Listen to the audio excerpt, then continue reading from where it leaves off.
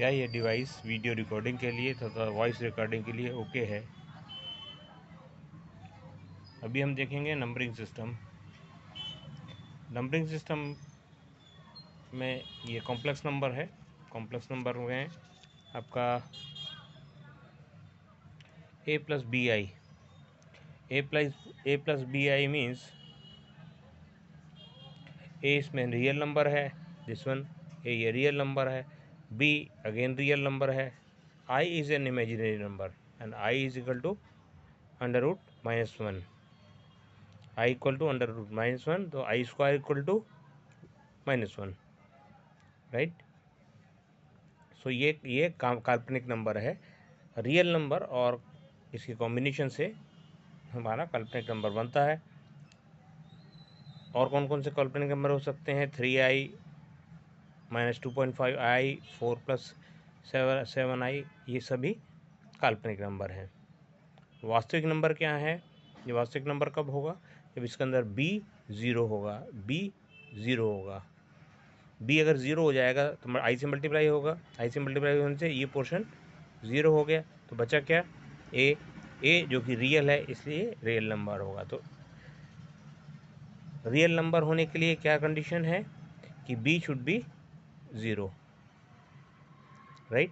और imaginary number होने के लिए क्या जरूरी है कि b should not be zero, b zero नहीं होना चाहिए, b जीरो नहीं होना चाहिए। काल्पनिक नंबर के लिए अर्थात इमेजिनरी नंबर के लिए b जीरो नहीं होना चाहिए। क्लियर है? सो अभी हमने देखा कॉम्प्लेक्स नंबर के अंदर इमेजिनरी नंबर, काल्पनिक नंबर ये, और दूसरा रियल नंबर। काल्पनिक नंबर का आया कैसे? संख्या पद्धति जहाँ अपनी संख्या रेखा चलती है, संख्या रेखा के अंदर हमारे शुरू में ज़रूरत हुई आपके नंबर्स की, 1 2 3 4। कुछ सामान हमको किसी से लेना है, किसी को देना है, तो किसी को लेना है या देना है, हम कुछ किसी से ले रहे हैं, तो वो कितना ले रहे हैं, उसके लिए गिनती की शुरुआत हुई। तो यहाँ से पैदा हुए ये नंबर 1 2 3 4। संख्या रेखा पर जो लिखते हैं इसको 1 2 3 इक्वल दूरी पर लिखते हैं, और कहाँ तक जाएंगे? इनफाइनाइट तक जाएंगे। तो ये नंबर क्या कहलाते हैं? ये नंबर कहलाते हैं नेचुरल नंबर। ये नंबर क्या कहलाते हैं? Natural number. अब मान लीजिए आपके पास कोई सामान था, 7 चीज़ें आपके पास थी, 7 आम आपके पास थे। आपने अपने दोस्त को 7 के 7 आम वापस दे दिए, आपने उसको पूरा आम दे दिए। आपके पास कितने बचे? अब कितने बचे उसको बताने के लिए कुछ चाहिए ना, तो वो बताने के वो जो आपके पास कुछ नहीं बचा, उस कुछ नहीं को बताने के लिए ज़ीरो आया। सो वो नंबर है ज़ीरो, जो कि सेंटर में है इस लाइन के, ठीक है। ज़ीरो एक न्यूट्रल नंबर है। अब अगर मान लीजिए आपने किसी को कुछ दिया जो कि आपको उसको वापस लेना है, ठीक है, जो उसका नहीं था, आपने उसको वापस देने के लिए लिया, तो ऐसी स्थिति के अंदर उसको गणित की भाषा में कैसे लिखा जाए?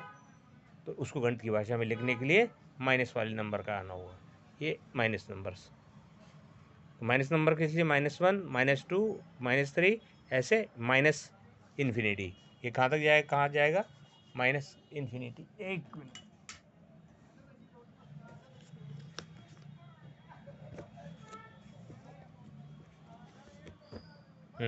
ये जाएगा आपका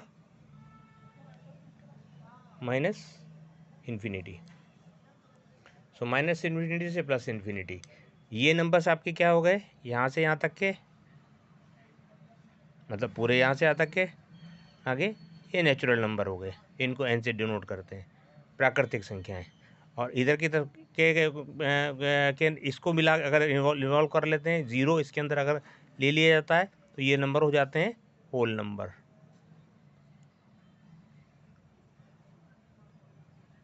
ठीक है। तो ये प्राकृत संख्या,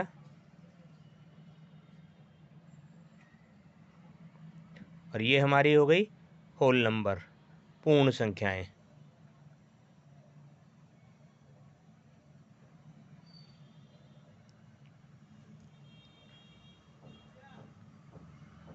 होल नंबर। और अगर हम इसके अंदर इस साइड की संख्या कैसी है, ये संख्या कैसी है? पॉजिटिव। ये क्या है? न्यूट्रल। ये क्या है? नेगेटिव। नेगेटिव, पॉजिटिव तथा जीरो को सबको मिला करके अगर संख्या ली जाती है तो वो कहलाता है पूर्णांक, इंटीगर। इसको आई और अथवा जेड से डिनोट करते हैं। क्लियर है? अभी नंबरिंग सिस्टम की बिगिनिंग पे अपन आते हैं वापस से। नंबरिंग सिस्टम है क्या? संख्या पद्धति जो रही है वो क्या है? संख्या पद्धति कई तरीके से के मेथड रहे हैं। बाइनरी सिस्टम भी रहा है, डेसिमल सिस्टम है, ऑक्टा सिस्टम है, हेक्सा सिस्टम है। तो गिनती करने के भी, नंबरिंग से के लिए भी, नंबरिंग से के लिए भी, गिनती करने के लिए भी तो गिनती करने के लिए, नंबरिंग करने के लिए भी संख्या पद्धति के अंदर बहुत सारे सिस्टम्स रहे हैं। बाइनरी, डेसिमल, ऑक्टा, हेक्सा, ये सारे रहे हैं। पर वर्तमान में जो सिस्टम हमारे यहाँ यूज़ होता है वो यूज़ होता है डेसिमल सिस्टम। हम जिसको पढ़ेंगे वो रहेगा हमारा डेसिमल सिस्टम। डेसिमल सिस्टम क्या है? दशमलव पद्धति। दशमलव पद्धति के अंदर टोटल कितने अंक आते हैं? अंक कितने आते हैं टोटल? 0 से लेकर 9 तक। 0 से लेकर 9 तक टोटल कितने हो गए? टोटल अंक हो गए 10। तो टोटल 10 अंक हो गए। अब ये एक देखते हैं, अंकों से नंबर बन सकते हैं। इन अंकों के माध्यम से क्या बनाया जा सकता है? नंबर बनाया जा सकता है। नंबर जैसे कि 2349, यह एक संख्या है। 2349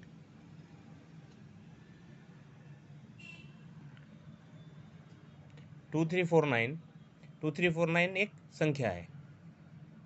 ओके, अच्छा, इस संख्या, अब 2349 के अंदर अब दो बातें आती हैं। किसी भी संख्या के अंदर एक तो होती है फेस वैल्यू। एक क्या होती है? Face value. और दूसरी क्या होती है? Place value. अब फेस वैल्यू क्या है? 2 का इस 2349 के अंदर जो डिजिट है, 2 डिजिट है, इस 2 डिजिट की फेस वैल्यू क्या है? 2। स्वयं की दो की खुद की वैल्यू क्या है? 2। 3 की खुद की फेस वैल्यू क्या है, मतलब स्वयं की वैल्यू क्या है? अंकीय मान क्या है? 3। 4 की क्या है? 4। 4 की क्या है? आप यहाँ भी लिख सकते हैं। 4 की क्या है अंकीय मान? 4। 9 का क्या अंकीय मान है? 9। तो कोई अंक जितना है, कोई अंक जितना है, उसका जितना प्रमाण है वही उसके फेस वैल्यू है, वो इसकी फेस वैल्यू है। अब दूसरी बात आती है 2349 में। 2349 में प्लेस वैल्यू क्या होती है? इस 2 की स्थानीय वैल्यू क्या है?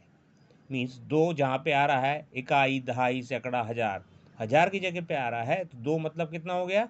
2000।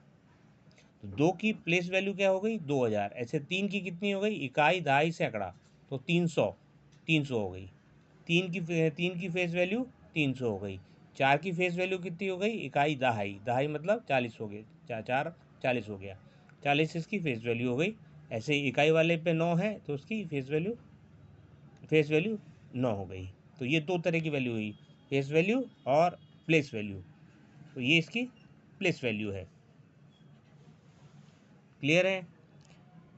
तो क्लासिफिकेशन ऑफ नंबर, और नंबरों को क्लासिफिकेशन के लिए जो हमने पहले भी इसके अंदर पहले पिछले पेज में भी अपन ने देखा कि complex number, classification of numbers में संख्याओं का वर्गीकरण जिसको कहेंगे। संख्याओं को वर्गीकरण करने के लिए संख्याओं को दो उसमें कैटेगरी में डिवाइड किया गया है। कॉम्प्लेक्स नंबर, सम्मिश्र संख्याएं, मतलब इसके अंदर रियल नंबर और दूसरा इमेजिनरी नंबर, वास्तविक संख्याएं तथा काल्पनिक संख्याएं। काल्पनिक संख्याएं कौन कौन सी? आई और जे से इसको डिनोट करते हैं। आई स्क्वायर बराबर कितना होता है? -1। और आई इक्वल टू क्या होता है? √-1। ठीक है। और वास्तविक संख्या क्या होती है? ये सिंबल है, दिस सिंबल, ये बिलोंग टू आर। आर, इसको आर से डिनोट करते हैं। ओके।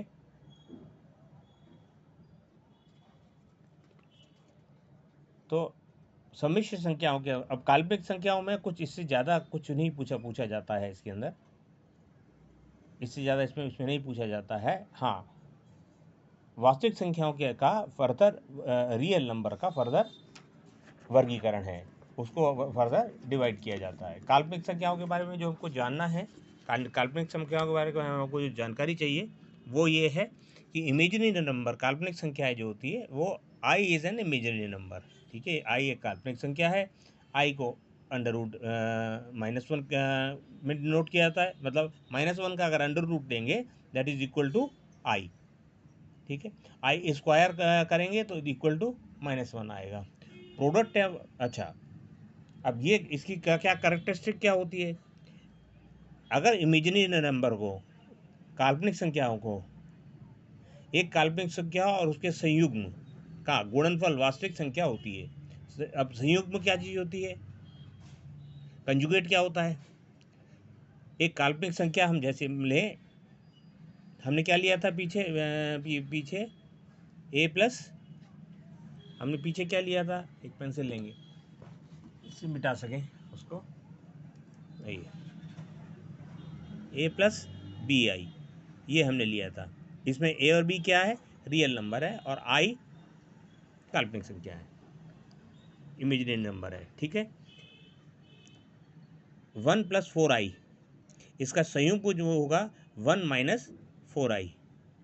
इन दोनों को अगर हम गुणा करते हैं, एक काल्पनिक संख्या और उसके संयुग्म को गुणा करने पर का गुणनफल वास्तविक संख्या आता है, अर्थात उसको गुणा करने पर एक वास्तविक संख्या आ जाती है। 1 + 4i और 1 - 4i। ठीक है, नाउ क्लियर है? हाँ, अब इसको गुणा करेंगे, इनको और गुणा करेंगे तो यहाँ करते हैं। आपको इसका फॉर्मूला ध्यान है, a² + b² का, ये फॉर्मूला।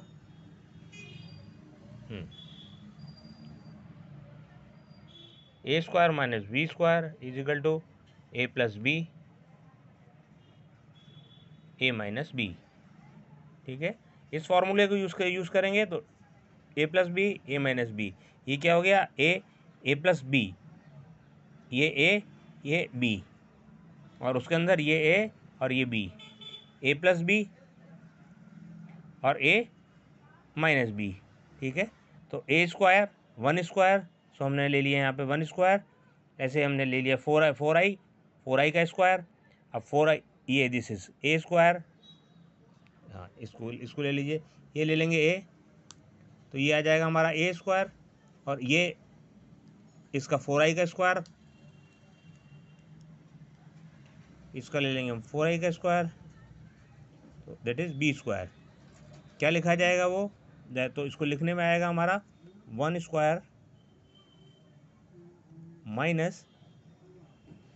4i का स्क्वायर, तो कितना हुआ? 1 - 4 चौके 16, स्क्वायर है ना 16, और i² हमको मालूम है, हमने देखा है, हमको पता है यहाँ से i² कितना होता है। इधर i का स्क्वायर करेंगे, इधर भी स्क्वायर करेंगे तो -1, i² = -1 आता है, i² = -1, ये माइनस हो जाएगा। ठीक है, i² -1 हुआ, इसका मतलब ये क्या हो जाएगा? ये चेंज हो जाएगा और प्लस में कन्वर्ट हो जाएगा।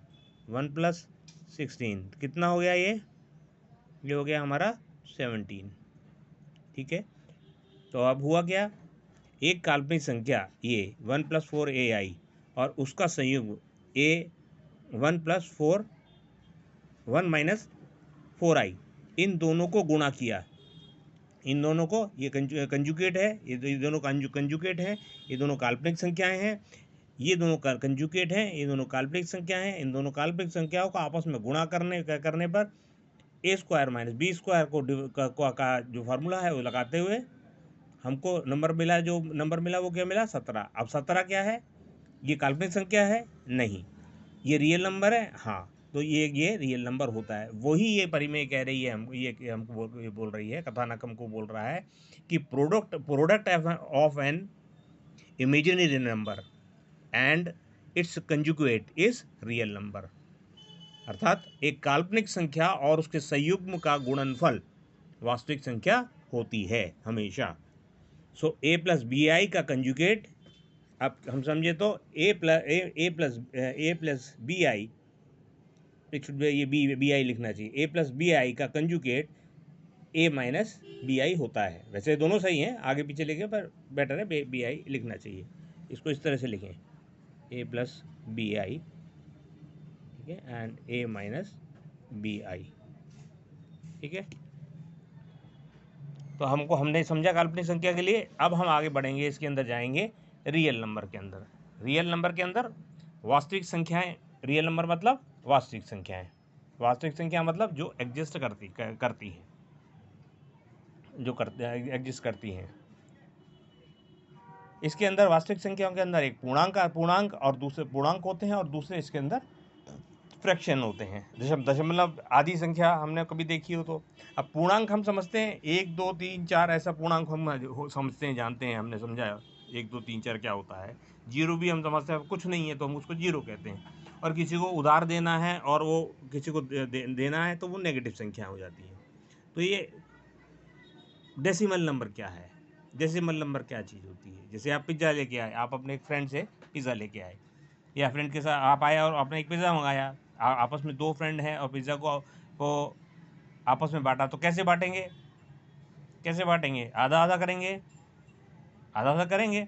तो आधा आधा करने को ही, वो उसी को अपन क्या बोलते हैं, फ्रैक्शन, ठीक है। भिन्न भिन्न भी बोलते हैं, 0.5 भी उसको बोल सकते हैं, तो दशमलव हो जाएगा। और अगर हम उसको भिन्न की भाषा में बोलते हैं तो फ्रैक्शन बोलते हैं। तो वास्तविक संख्याओं को 2 पार्ट में बांटा गया, इंटीगर और राइट। अब दशमलव के अंदर भी कुछ जो संख्याएं 2 कैटेगरी फर्दर की गई हैं, जो इसमें कवर करते हैं। अभी इस वीडियो को यहाँ रुकते हैं, एक बार इसका ट्रायल करेंगे, इसके बाद नेक्स्ट स्टेप पे जाएंगे।